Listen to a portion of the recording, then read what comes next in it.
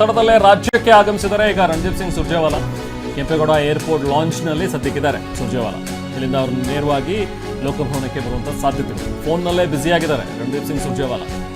ಯಾಕಂದರೆ ಈಗ ಕಾಂಗ್ರೆಸ್ ಏನು ಅಂದ್ಕೊಂಡಿತ್ತು, ಬಹುಶಃ ಕಾಂಗ್ರೆಸ್ ಪಾಳಯದಲ್ಲೇ ಚರ್ಚೆ ಇದ್ದಿದ್ದ ರೀತಿಯಲ್ಲಿ ಒಂದು ರೀತಿ ಗಜಪ್ರಸವ ಆದಂಗೆ ಆಗ್ತಾ ಇದೆ. 2 ತಿಂಗಳು ಬರೀ ಅರ್ಧನೂ ಸಚಿವ ಸಂಪುಟ ಇಲ್ಲ, ಬರೀ 13 ಜನ ಸಚಿವರನ್ನು ಇಟ್ಕೊಂಡು ಮಾತ್ರ ಸರ್ಕಾರ ನಡೀತಾ ಇದೆ ಅನ್ನುವಂಥದ್ರ ಬಗ್ಗೆ ಅವ್ರ ಮೇಲೆ ಸಾಕಷ್ಟು ಟೀಕೆಗಳು ಕೂಡ ಇದ್ವು. DK ಶಿವಕುಮಾರ್ ಅವ್ರ ಮೇಲೆ ನೋಡಿ, ಇಲ್ಲಿ ರಣದೀಪ್ ಸಿಂಗ್ ಸುರ್ಜೇವಾಲಾ ಅವ್ರನ್ನ ನೋಡ್ತಾ ಇದ್ದೀವಿ. ಅವರು VIP ಲಾಂಚ್ಗೆ ಏನು ಬಂದಿಳಿದ್ರು ಏರ್ಪೋರ್ಟ್ನಲ್ಲಿ, ಫ್ಲೈಟ್ ಇಳಿದಾಗಲಿಂದ ಲಾಂಚ್ ಒಳಗಡೆ ಹೋಗುವಾಗಲೂ ಕೂಡ ಒಳಗಡೆನೂ ಅವ್ರು ಫೋನ್ನಲ್ಲೇ ಬ್ಯುಸಿ ಇದ್ದಾರೆ. ಸದ್ಯಕ್ಕೆ ನಮಗೆ ಸಿಗ್ತಾ ಇರುವಂಥ ದೃಶ್ಯಗಳಲ್ಲೂ ಕೂಡ ನಾವು ಗಮನಿಸ್ತಾ ಇದ್ದೀವಿ. ಅಲ್ಲಿ ಫೋನ್ ಹಿಡ್ಕೊಂಡು ಬರ್ತಾ ಇರುವಂಥವ್ರು ರಣದೀಪ್ ಸಿಂಗ್ ಸುರ್ಜೇವಾಲಾ. ಸದ್ಯಕ್ಕೆ ಅವರು ರಾಜ್ಯದಲ್ಲಿ ಆಗ್ತಾ ಇರುವಂಥ ಬೆಳವಣಿಗೆಗಳು, ಈಗ ಆಗಿರುವಂಥ ಒಂದಷ್ಟು ಗೊಂದಲ, ಇದೆಲ್ಲದ್ರ ಬಗ್ಗೆಯೂ ಕೂಡ ಸಹಜವಾಗಿ ಹೈಕಮಾಂಡ್ಗೂ ಮಾಹಿತಿಯನ್ನು ರವಾನೆ ಮಾಡಬೇಕಾಗಿರುತ್ತೆ. ಇದೆಲ್ಲವೂ ಕೂಡ ಹೇಗೆ ಪರಿಸ್ಥಿತಿಯನ್ನು ತಿಳಿಗೊಳಿಸಬೇಕು, ನಿಭಾಯಿಸಬೇಕು ಅನ್ನುವಂಥದ್ರ ಬಗ್ಗೆಯೂ ಕೂಡ ಹಲವಾರು ಮಾತುಗಳು, ಚರ್ಚೆಗಳು ಆಗ್ತಾ ಇರುತ್ತೆ. ಸೊ ಇಡೀ ದಿನ ಈ ಮಂತ್ರಿ ಪಟ್ಟಿಯಲ್ಲಿ ಹೆಸರುಗಳ ಇನ್ ಔಟ್ ಆಟ ನಡೆದೇ ಇದೆ.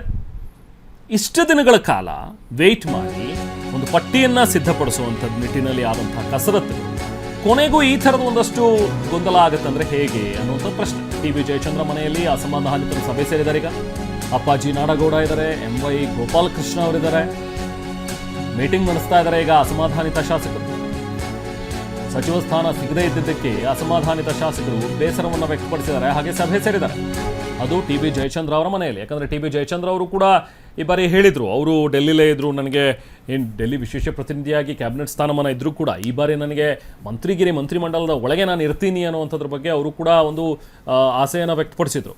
ಹೀಗೆ ಇನ್ನೂ ಒಂದಷ್ಟು ಜನ ಸೀನಿಯರ್ಸು, ಈಗ ಅಪ್ಪಾಜಿ ನಾಡಗೌಡ ಅವರು ಕೂಡ ಮಾತನಾಡ್ತಾ ಹೇಳಿದರು, ನಾವು ಕೂಡ ಆಕಾಂಕ್ಷಿನೇ, ನಮಗೂ ಕೂಡ ಸಿಗುವಂಥ ಒಂದು ನಿರೀಕ್ಷೆ ಇದೆ ಅನ್ನೋ ಬಗ್ಗೆ. ಸೊ ಹೀಗೆ ಹಲವಾರು ಸೀನಿಯರ್ಸನ್ನು ಕೈಬಿಟ್ಟು ಬೇರೆಯವ್ರು ಮತ್ತೆ ರಿಪಿಟೇಷನ್ ಅವ್ರವ್ರಿಗೇ ನೀವು ಮಂತ್ರಿಗಿರಿ ಕೊಟ್ಟಿದ್ದೀರಿ ಅನ್ನುವಂಥದ್ರ ಬಗ್ಗೆ ಒಂದಷ್ಟು ಬೇಸರ ಅಂತೂ ಖಂಡಿತವಾಗ್ಲೂ ಇದ್ದೇ ಇದೆ. ಸೊ ಅದನ್ನು ಈಗ ಹೇಗೆ ನಿಭಾಯಿಸ್ತಾರೆ ಅನ್ನುವಂಥದ್ದು ಇರುವ ವಿಚಾರ. ಈಗ ಆಲ್ರೆಡಿ ನೋಡಿ, ಈ ಲಿಸ್ಟಲ್ಲೇ ಲಾಸ್ಟ್ ಟರ್ಮ್ ಈಗ 3 ವರ್ಷದಲ್ಲಿ ಸಚಿವರಾಗಿದ್ದಂಥವ್ರು ಶಿವರಾಜ್ ತಂಗಡಗಿ ಅವರು ಇದ್ದಾರೆ. ಅವ್ರ ಜೊತೆಗೆ ಈಗ B ನಾಗೇಂದ್ರ ಅವರಿತ್ತು, ಅವರು ಬೇಗ ಅವ್ರ ರೆಸಿಗ್ನೇಷನ್ ಆಯಿತು. ಅದಾದಮೇಲೆ ಮತ್ತೆ ಅವ್ರನ್ನ ಸಂಪುಟಕ್ಕೆ ತೊಗೊಳ್ಳಿಲ್ಲ. ಇನ್ನು ಅದು ಬಿಟ್ಟರೆ ಜಮೀರ್ ಅಹ್ಮದ್ ಖಾನ್ ಲಾಸ್ಟ್ ಟೈಮ್ ಕೂಡ ಇದ್ದಂಥವ್ರು, ಸಂತೋಷ್ ಲಾಡ್ ಕೂಡ ಇದ್ದಂಥವ್ರು, ಮಧು ಬಂಗಾರಪ್ಪ ಅವರು ಇದ್ದಂಥವ್ರು, ಇನ್ನು ಮಂಕಾಳು ವೈದ್ಯ ಅವರು ಕೂಡ ಇದ್ದರು. ಬಟ್ ಮಂಕಾಳು ವೈದ್ಯ ಅವರು ಅಂತ ತೆಗೆದು ಈಗ SS ಮಲ್ಲಿಕಾರ್ಜುನ್ ಕೂಡ ಆಲ್ರೆಡಿ ಸಂಪುಟದಲ್ಲಿ ಇದ್ದಂಥವ್ರು. ಇನ್ನು ಚಲುವರಾಯಸ್ವಾಮಿ ಅವರು ಕೂಡ ಇದ್ದಂಥವ್ರು. ಹೀಗೆ ಸಾಕಷ್ಟು ಜನರನ್ನ ಮತ್ತೆ ರಿಪೀಟ್ ಮಾಡಿದ್ದೀರಿ, ಯಾಕೆ ಬೇಕು, ನಮ್ಮನ್ನು ಹೊಸದಾಗಿ ತೊಗೋಬೋದಿತ್ತಲ್ಲ ಅನ್ನೋಂಥದ್ರ ಬಗ್ಗೆಯೂ ಕೂಡ ಒಂದಷ್ಟು ಚರ್ಚೆಗಳನ್ನು ಮಾಡ್ತಾ ಇದ್ದಾರೆ, ಆಗ್ರಹ ಪಡಿಸ್ತಾ ಇದ್ದಾರೆ. TB ಜಯಚಂದ್ರ ಅವರು ಮಾತಾಡಿದರೆ ಇಲ್ಲಿ ಈ ವಿಚಾರವಾಗಿ ಬಂದಿರೋಣ. ಸರ್, ನಮಗೂ ನಿರೀಕ್ಷೆ ಇತ್ತು ನಿಮ್ಮ ಹೆಸರು ಇರುತ್ತೆ ಅಂತ. ಈ ಪಟ್ಟಿಯಲ್ಲಿ ನಿಮ್ಮ ಹೆಸರು ಇಲ್ದಾಗ ಏನ್ ಅನ್ಸ್ತು ಸರ್? ಏನ್ ನಿರ್ಧಾರ ಮಾಡ್ತಾ ಇದ್ದೀರಿ? ಎಲ್ಲ ಒಂದು ಕಡೆಗೆ ನನಗಿನ್ನ ನನ್ನ ಮತಕ್ಷೇತ್ರದ ಜನರು, ನನ್ನ ಸಮಾಜದ ಜನರು ಭಾಳ ನಿರೀಕ್ಷೆಯನ್ನು ಇಟ್ಕೊಂಡಿದ್ರು. ಯಾಕೆಂದರೆ ನಾನು ಮೊದಲಿಂದಲೂ ಕಾಂಗ್ರೆಸ್ನಲ್ಲಿ ಇದ್ದವನು, ಕಾಂಗ್ರೆಸ್ ಬಿಟ್ಟು ಬೇರೆ ಕಡೆ ನೋಡಿದವನಲ್ಲ. ಆದ್ದರಿಂದ ಈ ಸರಿ ಸಚಿವರಾಗ್ತಾರೆ, ಸಚಿವರಾದ ಮೇಲೆ ನಮ್ಮ ಕ್ಷೇತ್ರದ ಅಭಿವೃದ್ಧಿಗಳಾಗ್ತದೆ ಅಂತಕ್ಕಂಥ ನಿರೀಕ್ಷೆ ಇತ್ತು. ಎಲ್ಲೋ ಒಂದು ಕಡೆಗೆ ಅವರ ಬ್ರಹ್ಮನಿಂದನಾಗಿ ನಿನ್ನೆಯಿಂದಲೂ ಕೂಡ ಗಲಾಟೆ ಮಾಡ್ತಿದ್ದಾರೆ, ರಾಜೀನಾಮೆ ಕೊಟ್ಟು ಬನ್ನಿ ಅಂತೇಳಿ. ಸೊ ಹಾಗಾಗಿ ಅವ್ರನ್ನ ಸಂತೈಸಬೇಕಾಗತ್ತೆ, ಅವರ ಭಾವನೆಗೆ ತಕ್ಕನಾಗ ನಾವು ನಡಿಬೇಕಾಗ್ತದೆ, ಯೋಚನೆ ಮಾಡ್ತೇವೆ. ನಾವು ಈ ಪಟ್ಟಿಯನ್ನ ನೋಡಿದಾಗ ಏನೋ ದೊಡ್ಡ ಪ್ರಯೋಗ ಆಗುತ್ತೆ ಅಂತ ನಾವು ಅಂದ್ಕೊಂಡಿದ್ವಿ, ಮಾಧ್ಯಮದವರು ಸೇರಿ ಜನರು ಕೂಡ. ಈ ಪಟ್ಟಿಯ ವಿಧಿವಿಧಾನಗಳನ್ನ ನೋಡಿದಾಗ ಏನು ಅನ್ಸುತ್ತೆ? ನನಗೇನನ್ಸುತ್ತೆ ಅಂದರೆ ಈ ಮಗುಗಳು ನೋಡ್ಕೊಂಡು ನಮ್ಮ ಮಂತ್ರಿಗಳು ಅಂತ ಹೆಂಗೆ ಕರೆಯೋದಪ್ಪ ಅಂತ ಅನಿಸ್ಬಿಟ್ಟಿದೆ. ಸೊ ಮುಂದಿನ ನಿರ್ಧಾರ ಏನು ಆಗುತ್ತೆ ನೋಡೋಣ, ಕ್ಷೇತ್ರದ ಜನರಿದ್ದಾರೆ, ಅವರ ಅಭಿಪ್ರಾಯದಂತ ನಾವು ನಡಿಬೇಕಾಗ್ತದೆ. ಸರ್, ಹಲವು ಮಂದಿ ಹಿರಿಯ ಶಾಸಕರು ಯಶವಂತರಾಯಗೌಡ ಪಾಟೀಲ್ ರಾಜೀನಾಮೆನೇ ಕೊಟ್ಟುಬಿಟ್ರು. ಈ ತರ ಬೇಸರಗೊಂಡಂತವ್ರೆಲ್ಲರೂ ಕೂಡ ಒಗ್ಗಟ್ಟಾಗ್ತಾ ಇದ್ದೀರಿ, ಏನ್ ನಿರ್ಧಾರ ಮಾಡ್ತೀರಿ? ನೋಡೋಣ, ಇನ್ನೂ ಇವತ್ತೇನೇನಾಗುತ್ತೆ. ಅಲ್ಲೇ ಮೊದಲನೇ ಪಟ್ಟಿ ಬಂತು, ಅಲ್ಲೇ ಬದಲಾವಣೆಗಳು ಬರ್ತಾ ಇದೆ.